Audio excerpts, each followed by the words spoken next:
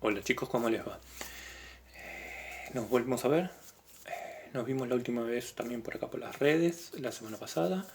Y yo me anoté un par de cositas, por eso estoy mirando la hoja, que surgieron sobre la semana de mayo, que estamos transitando ahora, la semana de mayo. Y del 25 de mayo yo estuve haciendo un par de preguntas y noté que a algunos quizás no le quedó bien claro, no se acuerdan muy bien. Sé que ustedes me contaron, yo noté, algunos me dijeron, hablaron del cabildo, del virrey, de qué había pasado. Bueno, tomemos esto como una clase, digamos, bueno, en una clase y yo les voy a contar algo para que ustedes recuerden muchas cosas ya la saben, por ahí no se la acuerdan, vamos a incorporar información nueva, datos nuevos quizás, y vamos a hablar de algunas cositas que, algunos contenidos que quizás no conozcan y les sirva también para el secundario, porque en el secundario lo van a retomar. Vamos a hablar de la semana de mayo, de los hechos de mayo, y vamos a hablar de los actores sociales, por un lado, que estuvieron en ese 25 de mayo de 1810, y por otro lado también quiero trabajar un poquito con algunas fuentes históricas que tengo acá, traje, ahora después les voy a mostrar bien qué es. Empecemos con lo que había dicho, fuentes históricas. ¿Qué es una fuente histórica? Es una herramienta que nos ayuda a interpretar y comprender los hechos y las realidades. Puede ser una fuente histórica, puede ser un libro, una carta escrita por un protagonista de esa época, un testimonio, un documento firmado, la autobiografía del protagonista, un cuadro. Vamos a trabajar en un cuadro, una pintura, porque en esa época no podían sacar una foto del momento, sino que la única forma de retratar una imagen era por medio de un cuadro, de una pintura. También eso es una fuente histórica. Son todas herramientas que nos ayudan a interpretar y comprender los hechos sociales. ¿Por qué hablo de hechos sociales? Porque dentro de los hechos sociales, en esta oportunidad estamos trabajando un tema de historia. Ciencias sociales está compuesta por muchas ciencias, por eso se llama ciencias sociales, antropología, economía, un montón.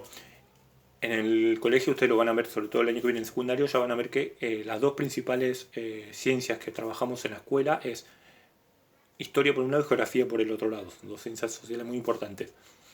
Ya dije, no son las únicas, pero bueno, son muy importantes. Dentro de ciencias sociales, este es un tema de historia. La historia usa estas fuentes históricas, pues se llaman fuentes históricas, estos libros, documentos, cartas, pinturas, cuadros, para comprender, no sé la palabra, para comprender los hechos que ya ocurrieron. Asimismo, un ejemplo es como trabajamos en ciencias naturales. De ciencias naturales nosotros le damos la teoría, le damos escrito, o lo buscan en el libro, se lo damos o lo buscan por internet, los conceptos de la teoría, y después ustedes comprueban con el método científico, con la experiencia, el experimento que ustedes le llaman comúnmente, el experimento de la experiencia, con el método científico comprueban si es cierto o no es cierto lo que está escrito. No sé, un ejemplo, se me ocurre ahora, los cambios de estado de la materia. El agua sólida, tenemos el cubito en la heladera, lo sacamos de la heladera, lo dejamos en el ambiente o le ponemos un poco de calor, se derrite, se convierte en agua líquida, cambia de sólido a líquido por influencia de la temperatura, del calor. Ahí están los cambios de estado de la materia, comprobado con el método científico, con el método experimental, con una experiencia, un experimento. Ustedes comprueban lo que leen. En matemáticas, en una situación problemática, les damos un problema y ustedes lo comprueban por medio de recurrir al algoritmo, o sea, la cuenta. Hacen la cuenta, dividir, multiplicar, sumar y llegan a un resultado. Así comprobamos muchas cosas. Bueno, ya vimos que con las fuentes podemos comprobar. ¿A qué quería llegar? Esperen que estoy viendo lo que habíamos notado, porque me anoté cosas para no olvidarme. La idea es hablar de estas fuentes y no buscar errores en las fuentes, ni decir esta fuente es verdadera, esta es falsa. Todas las fuentes nos ayudan para corroborar esta información. Hay un ejemplo de una fuente que quizás cambió, es muchas veces aparecía en las imágenes, ya no aparece tanto, la imagen en los libros de un 25 de mayo con la gente afuera en la plaza con los paraguas, todos con los paragüitas esperando. Bueno, eso cambió un poco porque por medio de justamente el estudio de otras fuentes se comprobó, primero que si llovía o no llovía, bueno, es muy difícil comprobar si ese día llovía, porque el pronóstico meteorológico en esa época no existía, no llega a 1810, no se puede realmente comprobar si llovía o no llovía. Pongamos que llovía, no se puede decir que no llovía, tampoco se puede decir que sí llovía. Pero lo de los paraguas es más difícil, porque el paraguas era un invento novedoso para la época, recién se había descubierto, se había inventado, digamos, hace poco se había inventado el paraguas en Europa. Muy pocos usaban el paraguas, solo los reyes o la nobleza. Era un artículo muy caro también, muy caro de conseguir. Y en América casi no se conocía, casi desconocido del barco, quizás algún adelantado, quizás algún virrey traía un paraguas, pero que todo el pueblo fuera con el paraguas, por eso es falso. Pero eso cambió después con el estudio. Sigamos en el contexto de mayo. Y empecemos ahora a pensar. Yo les di ese ejemplo como vemos que puede cambiar la interpretación de una fuente. Pensemos ahora en mayo, en la semana de mayo de 1810. Ya estaban reunidos, antes del 25, esos días previos, se venía reuniendo ya la gente para ver qué hacer con esta nueva situación. Había cambiado la situación drásticamente en Europa. El rey estaba preso, lo había metido preso Napoleón, muchos países de Europa estaban en guerra o estaban en conflicto. Acá teníamos al virrey, el virrey era el representante en América del rey que estaba en España. Al estar el rey preso, el rey pierde su autoridad. Entonces, si el rey está preso y no hay autoridad, ¿a quién representa el virrey? A un rey preso. No tiene mucho sentido. Eso es lo que se discutía. Acá había dos grandes grupos. Un grupo que planteaba esto. No tiene sentido tener un virrey que no representa a un rey que en realidad está preso y no tiene poder. Entonces, ¿para qué un virrey? Y el otro grupo decía, no, quería seguir siendo colonia de España y quería mantener al virrey y mantenerse como colonia. Entonces estaba la división entre los dos grupos. Convocan un cabildo abierto, que es la reunión en el cabildo de los representantes del pueblo para decidir. Como toda reunión, lo podemos llevar al ámbito de ustedes, al ámbito cotidiano nuestro. Cuando tienen un cumpleaños, una fiesta, yo voy si me invitan, me llega la invitación, dice el horario, dice la fecha, dice el lugar y voy. Bueno, lo mismo acá. Se enviaban invitaciones. En contexto sabemos que no todo el mundo sabía leer en esa época, porque no había escuelas primarias como ahora. Sabían leer solo las personas que podían estudiar en Europa o en las universidades de América. Y se invitó solamente a representantes del pueblo, a supuestos representantes del pueblo. Entonces estaba representada la clase política, había políticos de la época, militares, los militares estaban representados también, había militares presentes en el cabildo, el clero estaba representado, el clero es la iglesia estaba representada. ¿Qué más? Los grandes comerciantes también habían llegado invitaciones, estaban representados ahí en el cabildo, abogados también estaban. Y por otro lado tenemos a los que no habían sido invitados, las clases que no fueron invitadas. Ahí empezamos a hablar de estos actores sociales. Actores sociales, dijimos, ¿qué son actores sociales? Empezamos a hablar de eso. Son grupos de personas o grupos de personas que generan un cambio o tienen que ver, inciden en algo en la época. Bueno, hubo un cambio, obviamente. Después del 25 de mayo hubo un cambio. Empezamos a ser libres. Fuimos rumbo a la independencia que se logró luego el 9 de julio. Este cambio fue generado también por este grupo de actores sociales que influyeron en estas acciones. Y ya vimos que por un lado estaban los políticos, los militares, el clero, que es la iglesia, los grandes comerciantes y los abogados, que estaban representados en el cabildo. Luego estaba lo que se llamaba quizás el pueblo, que quizás esta gente representaba al pueblo, pero no estaba el pueblo en el cabildo. El pueblo era, pensemos, ¿quién había quedado afuera? ¿Quién no nombré hasta ahora? Un grupo muy importante, las mujeres. Las mujeres tenían muy pocos derechos que después, por suerte con la historia, con el tiempo lograron tener. Las mujeres no tenían representación, no tenían derecho a voz ni voto, los niños tampoco estaban representados, obviamente. ¿Qué más? Los esclavos. Había mucho, en esa época estaba la esclavitud, ya lo hablamos. Los esclavos tampoco tenían derecho casi a nada, menos a estar representados y tener voz y voto en el cabildo.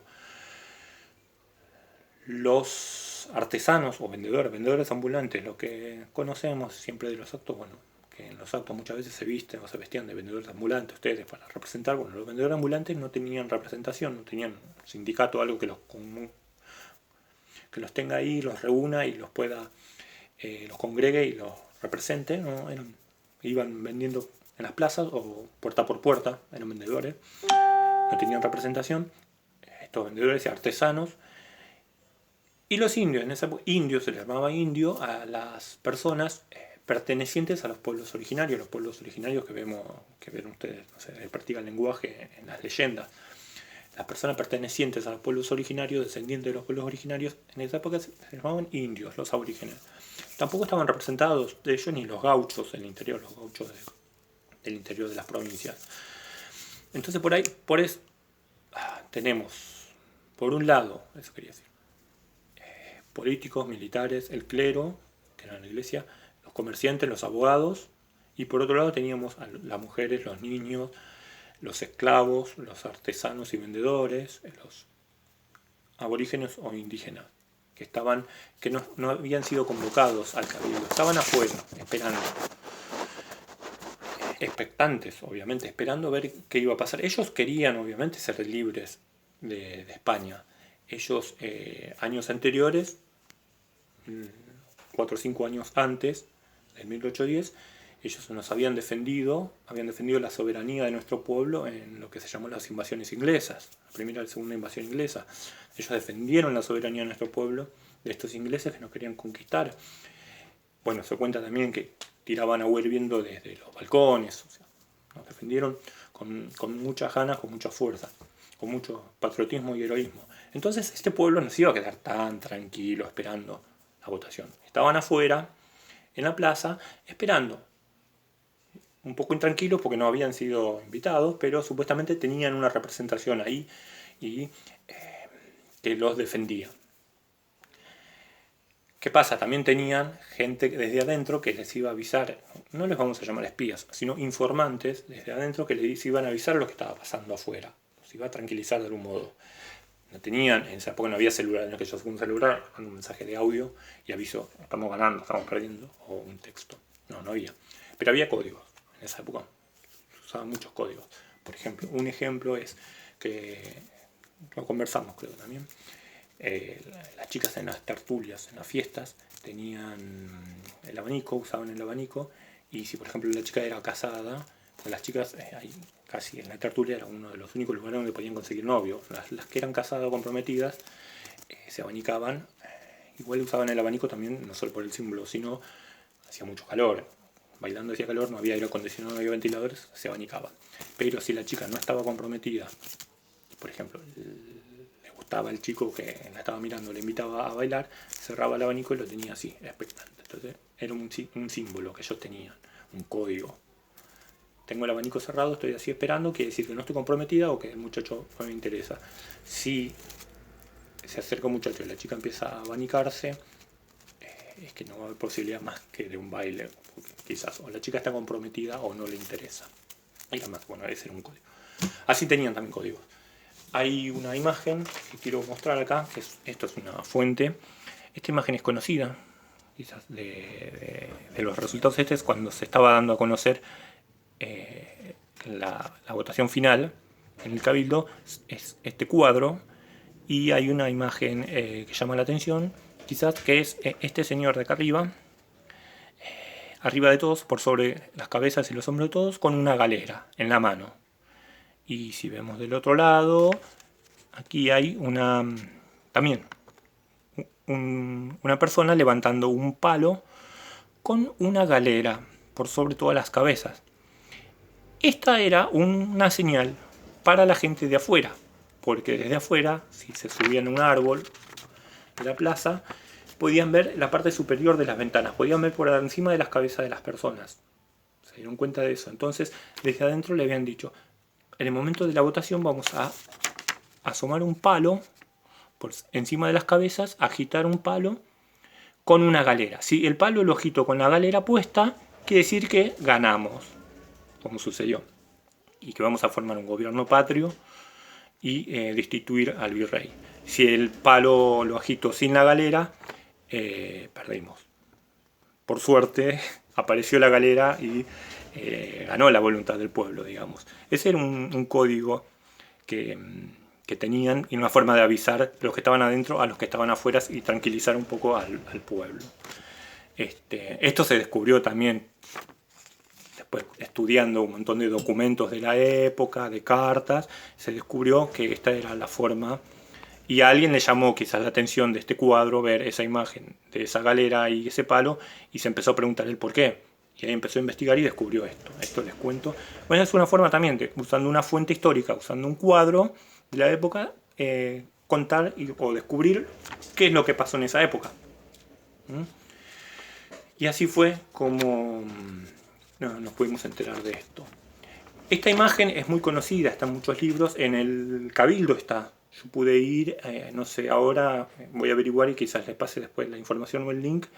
Yo fui hace un par de años, 3, 4 años atrás, unas vacaciones de invierno. En vacaciones de invierno estaba abierto al público. Te dejan entrar y esta imagen, este cuadro está gigante. En una de las paredes del Cabildo está esta imagen, esta misma imagen. Después les voy a averiguar si es que todavía dejan ir, porque es lindo para ir y conocer el Cabildo por adentro, si dejan entrar, o lo podemos ver, si lo podemos, se puede realizar la visita, si está autorizado. Bueno, esto es lo que les quería mostrar, cómo podemos usar una fuente histórica para poder contar o comprobar un hecho. Ahí se ve, bueno. Así que eso es por ahora, espero les haya quedado un poquito más claro y se hayamos recordado juntos lo que pasó el 25 de mayo. Dos cositas. Primero, lo de fuente histórica. Escriban en una hoja qué son las fuentes históricas y den algunos ejemplos de fuente histórica. Yo ya di unos cuantos, como el que mostré recién, había más. Y segundo, los actores sociales de la época, ya dijimos. ¿Qué era un actor social? Lo dije. Y di un montón de ejemplos de actores sociales que había en mayo de 1810. Denme 3 ejemplos de actores sociales de mayo. O sea, 2 actividades. Por un lado, que era una fuente social, una fuente histórica, y ejemplos. Y que era un actor social, ahora sí, que era un actor social y ejemplos. Bueno, hasta ahí, hasta ahora llegamos hasta acá. Me está avisando el celu que ya se está acabando el tiempo de filmación. Así que nos vemos la próxima y espero les haya servido esto y haya salido bien. Nos vemos la próxima, chao, hasta luego. Muchas gracias.